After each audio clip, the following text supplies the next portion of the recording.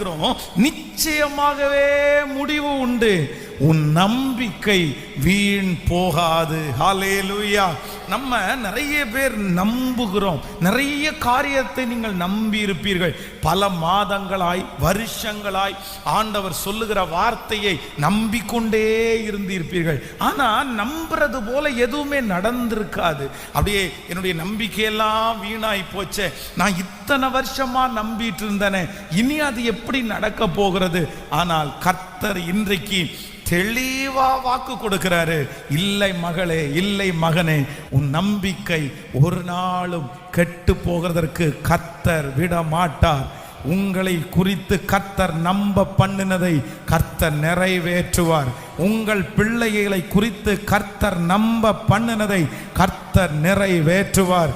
உங்களுடைய எதிர்காலத்தை குறித்து தேவன் நம்ப பண்ணினதை